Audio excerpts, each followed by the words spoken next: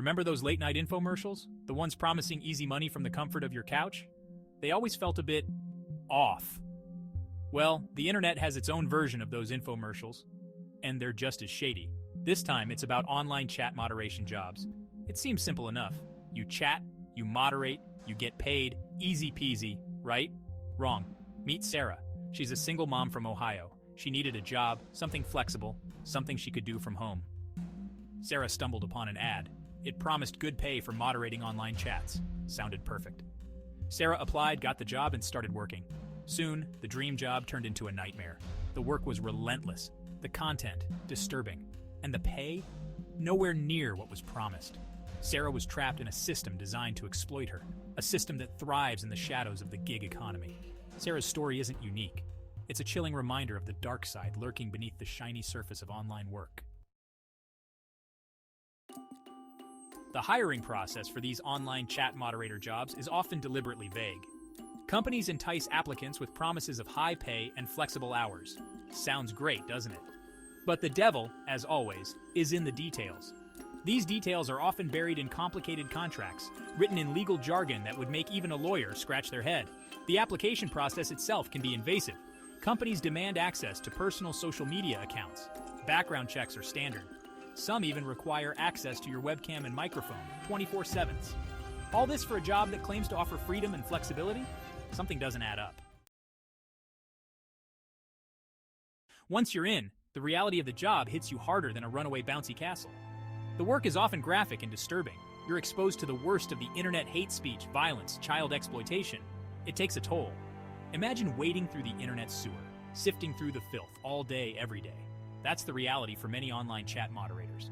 The promised high pay? Often a mirage. Many workers report wages far below minimum wage. And the flexible hours? Another lie. You're constantly monitored, pressured to work longer, faster, with little regard for your well-being. It's a system designed to churn through workers, leaving them emotionally drained and financially exploited. This isn't just an American problem. It's a global one. Companies exploit workers in developing countries, where labor laws are weaker and desperation is higher. They offer jobs that seem like a lifeline, a chance to escape poverty. But it's a cruel trick. Workers are paid pennies, subjected to inhumane conditions, and treated as disposable cogs in a vast profit-driven machine. The global nature of the internet allows these companies to operate with little oversight. They move from country to country, exploiting legal loopholes and preying on the vulnerable. It's a race to the bottom, a competition to see who can exploit workers the most. And in this race, everyone loses. Many of these platforms use a point-based safety rating system. Miss a deadline? Fail to meet a quota? Your score drops. A low score means less work, less pay. It's a constant pressure, a digital whip cracking at your heels. You're just a number, a scorecard, easily replaceable. This system creates a climate of fear and anxiety. Workers are afraid to speak out, to complain, to demand better conditions. They're trapped in a system that silences dissent and rewards obedience. It's a modern-day sweatshop, disguised as a flexible online job. The anonymity of the internet further exacerbates the problem. Workers are often isolated, working from home, disconnected from colleagues and support systems. They're faceless, nameless entities in a vast digital sea.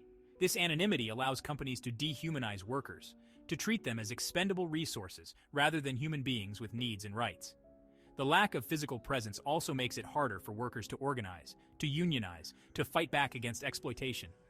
They're scattered across the globe, isolated in their homes, their voices muffled by the digital walls that surround them.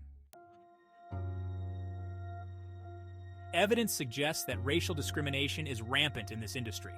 Workers of color report being assigned more graphic and disturbing content. They are also more likely to be penalized for minor infractions, their safety scores manipulated to justify lower pay.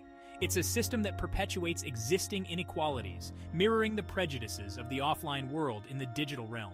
This discrimination is often subtle, hidden beneath layers of algorithms and scoring systems. It's difficult to prove, difficult to challenge, but the impact is real, felt by countless workers who are judged not by their skills, but by the color of their skin. These companies often demand access to personal information under the guise of security checks. But where does security end and intrusion begin? Workers are pressured to share their social media accounts, their browsing history, even their personal photos. It's a blatant invasion of privacy. a digital strip search disguised as a routine procedure. This information can be used to exploit workers, to blackmail them, to silence them. It's a chilling reminder that in the digital age, privacy is a luxury few can afford. And for those who dare to speak out against exploitation, the consequences can be severe. The gig economy, with its promise of freedom and flexibility, has a dark underbelly. It's a world where workers are treated as disposable commodities, where exploitation is rampant, and where basic labor rights are routinely violated. Online chat moderation is just one example of this systemic problem. It's a symptom of a larger disease, a disease that threatens to erode the very fabric of our society. We need to address this problem at its root. We need stronger regulations, stricter enforcement of labor laws, and a fundamental shift in how we value work and workers in the digital age. We can't let the gig economy become synonymous with exploitation. It's time to shine a light on the dark side of online chat moderation. We need transparency from these companies. We need to know how they operate, how they treat their workers, and how they profit from their exploitation. We need to hold them accountable.